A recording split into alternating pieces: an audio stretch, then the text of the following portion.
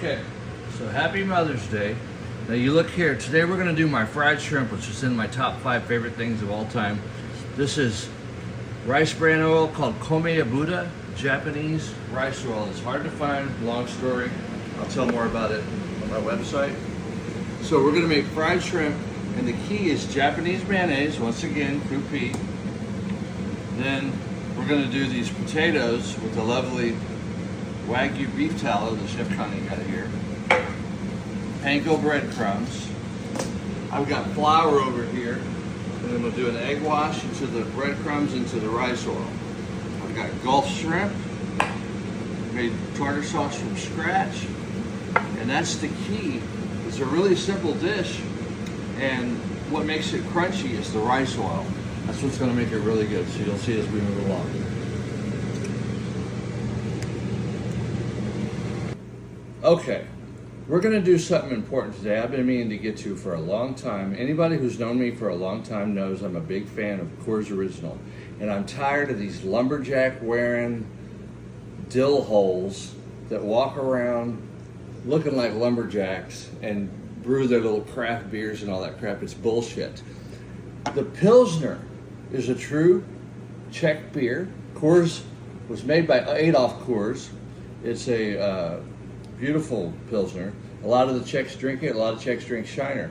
My mom liked Coors. Smokey and the Bandit, the great movie with Burt Reynolds and Jackie Gleason. Coors Original is what they were smuggling in, not Coors Light.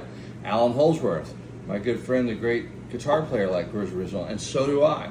When I met Allan, that was one of the things we bonded over. It's a damn good beer. And it goes great with fried shrimp. So a great story about Pilsner is I was at a bar one time called Petrol in Houston, and it was one of those craft beer bars, and there was some dude in there with a jacket with the little patches on his elbows, and he had his little pipe, and he's trying to act like a professor or something. And if I go into a bar and I order Coors Original and they don't have it, to me it's not a legitimate bar. So I go into this ridiculous bar. They were having a bunch of people from the rollerblading or whatever that stuff is there, roller derby, you know? And I ordered a Coors Original, and the guy looks at me and scoffs like I was below him or something. So I put that clown in his place and told him, this isn't even a real bar. You don't have Coors Original? So I was out of there. And Allan told my mom a great story that my mom already kind of knew, but in the Czech Republic, the Germans were so obsessed with why the Czechs got the Pilsner so good, they sent one of their brewmasters down to the Pilsner Urquell brewery to try to figure out what was going on. And the Czech brewmaster left that day purposely because he didn't want to give up his secrets. And the Germans came in there and they saw that the walls were white because they thought the only difference between the way we're brewing beer is these white walls. And they went home and painted their walls white in the German brewery.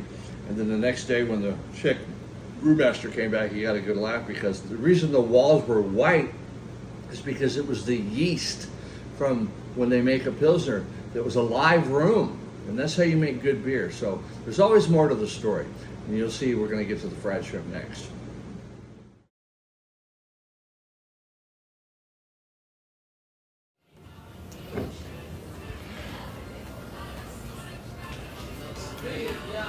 Czech people get grumpy if you don't give them their beer. Here's proof. Here you go, Mama. She's jamming to her Czech music.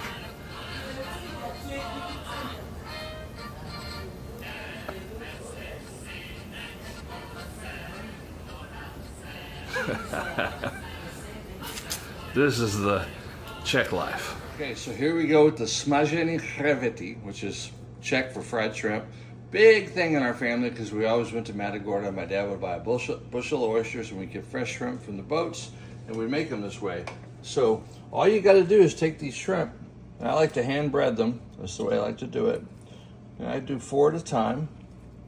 And, you know, I just get them in there and get a little flour on them. I put Tony Sachere in here. It was my mom's favorite. Happy Mother's Day, Mama. And then we go straight to an egg wash. No big deal there. Yep. And then what I do once I get them in the egg wash is I just do it by hand. I like to let them get, you know, the egg on there. See how it's just kind of covering the flour?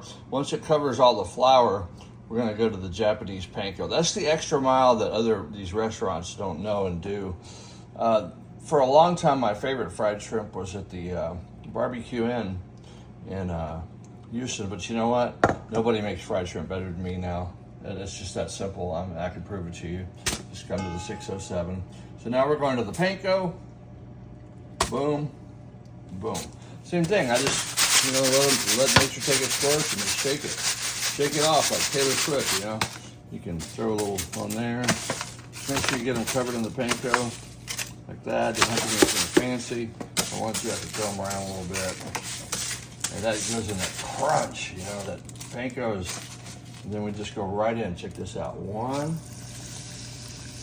2, 3. Literally, I don't even know if it takes a minute or two for these bad boys to be how they are. I've had this deep fryer for 25 years. And, it's the theme of my life. I keep things. Learned that from my parents. And you're going to see when they come out how beautiful they are. Golden fried. But look how beautiful these things are now. You see? This is what fried shrimp's supposed to look like. Just absolutely beautiful. I bring them over here and I let them try to, do their thing. We got one more bad boy in here. And then I just do this in phases.